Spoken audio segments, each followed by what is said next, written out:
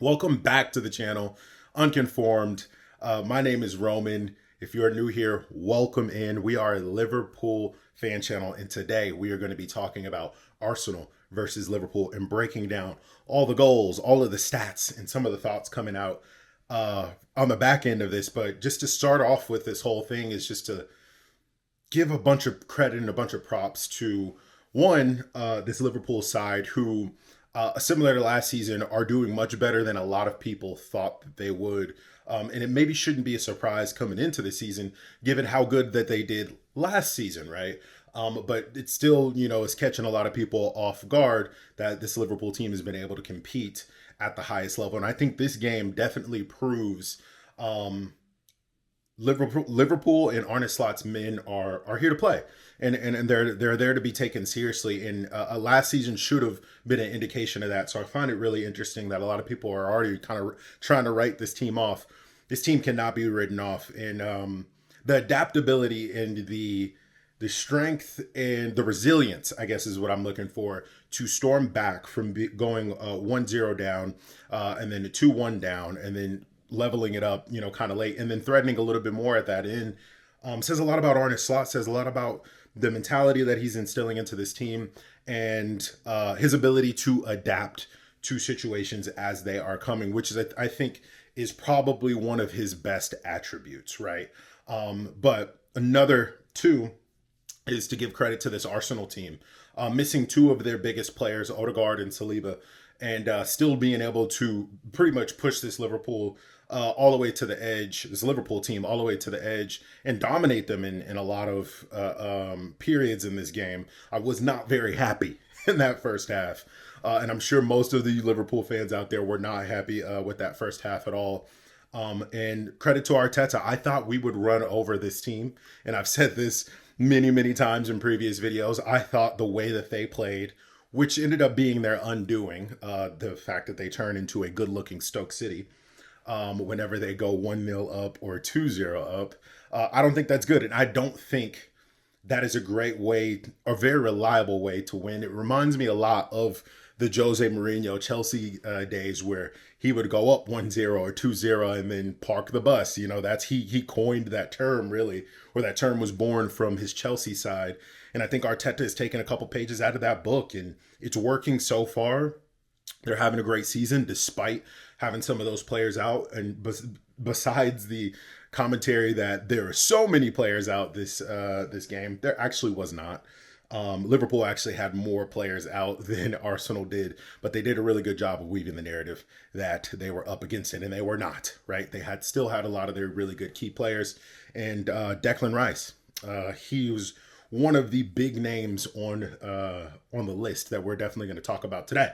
But before we do that, let's make sure that we comment. We want to hear your voice on this channel, and then make sure you subscribe and turn on your notification bell so you can continue to get updates about this channel and whenever I drop videos and things like that. We are growing and growing. We are this close from hitting 3,000. Can we do it in this video? I think that we can. Thank you all for who had decided to subscribe from the last video. Your viewership doesn't go unnoticed for me, and I just want to say thank you and welcome to the club. And if you do decide to subscribe to the channel, you know what to do. Or actually, you don't know what to do, but put where you are watching from. This thing's going across the entire world. So we have people in Dublin. We got people in Houston, Texas, New York City, Manchester, behind enemy lines, everywhere watching. So let's make sure that you do that. But let's get into these goals. So that Saka goal, man, Robbo was beaten for pace. And Callagher, and I think this is something that a lot of people aren't really bringing up. I think Callagher needs to do better with that effort. I know it was rifled at him, but as a goalkeeper, you cannot get beaten at your near post. You just can't. And I think we now are going to probably have some conversations around, does Simi, Costa Simicas, does he get in the side over Robbo after having such a good game against Leipzig? And to be honest, he hasn't put a foot wrong ever since he's been introduced into the squad. He hasn't had a bad game since Arne Slot has really been in charge, and he's only been effective. And I think his delivery is better than Robbo's now, insanely, because I think Robbo had one of the best deliveries when it comes to left backs, maybe in the Premier League's history, but I don't know. But you guys have to tell me, does Simi get into this side? I think he gets a lot of unwarranted hate, if I'm going to be honest. But I think he's good, and I think he's capable. When he came on, that left side really just got shut down. Saka just really didn't have a whole ton of joy against Simicast. I know he came off pretty quickly after that, but is it time for Robbo to kind of take like a second in command type of role in this Liverpool squad? Do we change his position? Is he more of a left midfielder or maybe even a left center back? He's still very good defensively. He just does not have the pace to recover against killers like Bukayo Saka. But great goal by him, hit very hard and turned Robbo inside out, bro. Like a sock, brother. Like a sock. VVD, perfect delivery from Trent, and who is really in contention for my man of the match. I still, as I'm recording this, I don't know who really is the man of the match for me. As we kind of get going in this video, maybe I'll think about it a little bit more. Trent is up there. Ibu is in contention for me, but you guys let me know who the man of the match was for us today. I think the overall man of the match was Declan Rice, who we'll talk about in a second. But it was game on. In Arsenal, they paid for the whole going 1-0 up and sitting back and playing that low block in the 66th minute and all that crazy stuff. Like, dude, like you got to go out there and try to win the game. But they paid for it. And I said that leading up to this match that I knew Arsenal would come in and play this way.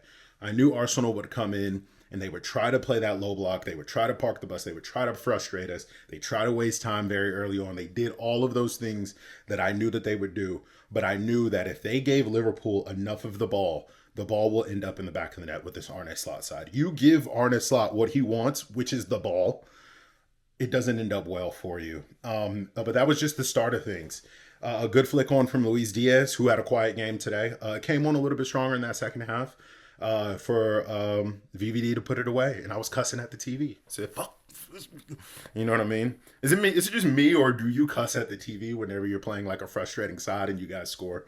I don't know. Put that in the comments below. The Marino goal.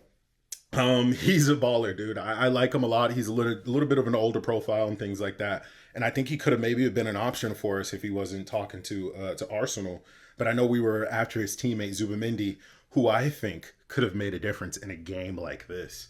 And we'll talk about the midfield in a second and who should have been in there and who shouldn't have been in there and all that good stuff.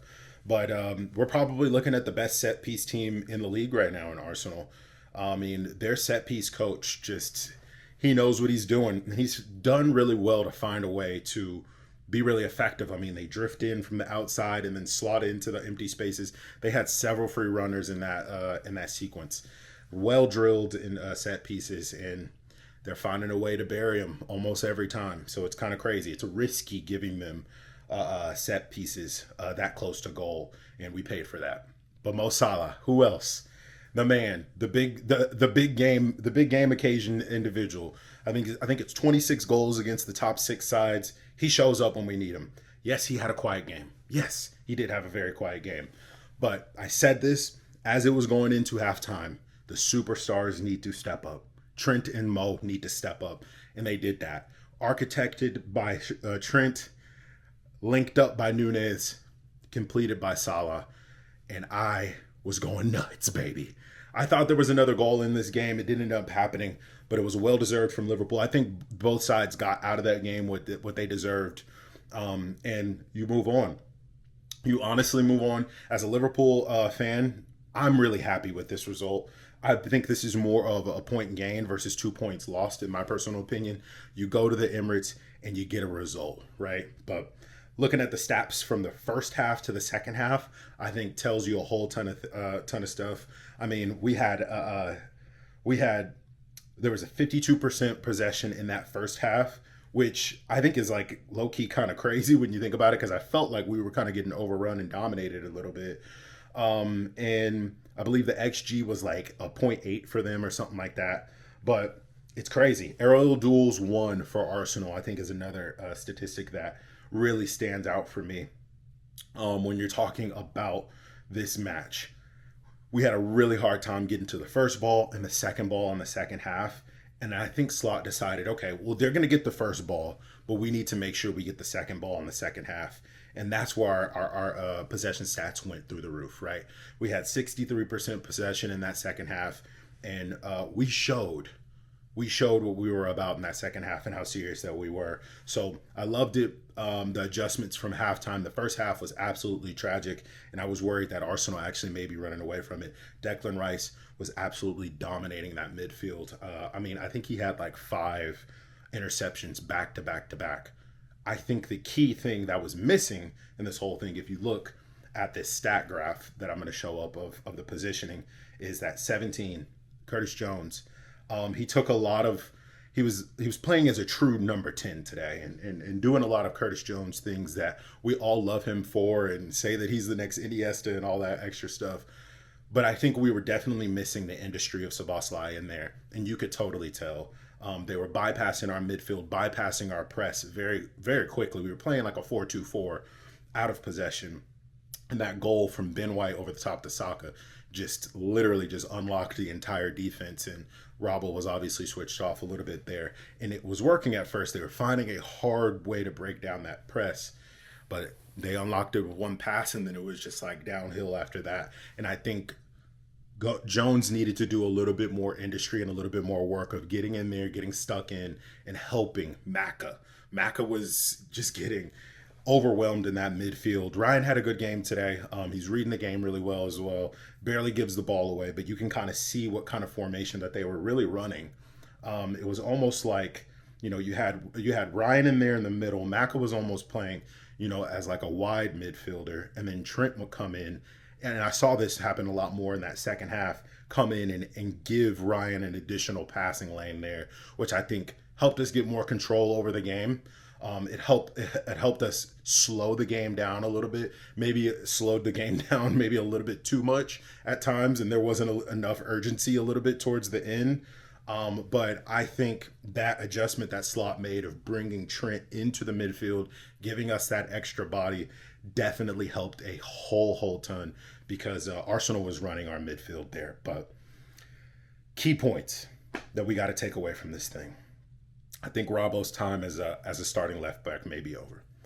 I think it's time for us to go shopping in a lot of areas. Mainly, probably a left back that can also play as a left center back, similar to Yuri and Timber, who I think could have been a great addition to the side if we thought about him. He has a brother, though, Quentin Timber, who is just as versatile as he is, and that used to play for Arne Slot at Feyenoord. So I think that's an interesting little tidbit there, and who can also play as a midfield box-to-box, and I feel like has the gifts and the abilities to play as a wide back as well. Him and his brother are fantastic footballers who can do everything. It's very, very interesting, those twins. But Mo is Mo, man. He's one of those players, and I talk about this all the time. He's the player that you need to pop up when you need a goal, the magic man, that he could be quiet all game, kind of like Erling Haaland. But when his number is called, he typically delivers, and you need stuff like that. But bringing Sabo back into the mix in the second half from Arne Slot was, I think, a game changer for the game. I mean, I know he doesn't get as many assists and goals as we want him to, but the cover that he provides in this midfield is crucial for the way that Ryan Gravenberch and Alexis McAllister play, or the second 8 that's in their play. Because I think Jones actually started playing better when Sabo came in the 10, and Jones slid back down to the 8. We got to find some sort of balance, and you have to think, if Zubimendi is in that mix and it's a midfield of Zubi, Gravenberch, and Maka, we'd be looking at a different game, I think, personally. So if I'm Arne Slot, I'm looking at this team and I'm already seeing what areas we need to do and tweak and change to go to the next level. Because I think Liverpool has already proven that they are a top level team just from this result. I think this is proof. It's pretty solid. But I think bringing in players that are capable and eligible to take you from here to here, the Man City level, is everything right now. And I think this January transfer window is going to be very important. It's going to be a signal of intent of where we are expecting to finish this season and what we're planning to do in the future. It's a this season type of thing. If no signings happen in January, I think that tells us everything that we need to know about this Liverpool team.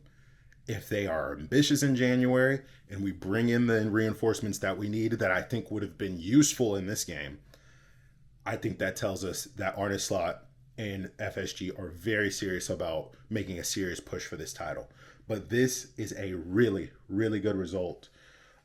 Maybe not the second really, but a good result for Arne Slot. I think you take 1 point away from a trip to the Emirates anytime, regardless of the players that they have on the field or not. I think you take this result. 1 point behind City. We keep pace with them. I think City will drop points. I know. A lot of people say you can't have, build your whole title race on City dropping points. I get it. But everybody still has to go out and earn these points. I say it all the time. Everybody has to still go out and play these games and earn these points. And City still look like they're there to be gotten. A lot to improve on for Liverpool, but still a lot to be very, very happy about if you are a Liverpool supporter. Darwin Núñez needs to get closer to goal. Anytime he gets close, he just makes things happen. Just some closing thoughts here, but he just makes things happen, man. But the ability to bounce back after going down against Arsenal, who are hard to beat right now, we all know, and very good defensively, you have to take stock in that. You have to. But this is a result that you're going to take if you're a Liverpool fan. It's a result that Man City are going to love. But not losing here and winning here, or not winning here, I guess, does a lot more for Liverpool's title challenge than I think we even understand and we know. But let me know what you guys think down in the comments. I loved this game. Very entertaining watch. And I love the tactical battle between Arteta and Arne Slot. Hey, credit to Arteta. He proved me wrong. I thought we would run them over, but he made the tactical adjustments. And then Arne Slot made even more adjustments to get us back and get us level. Next time we see him, it's at Anfield and it's war.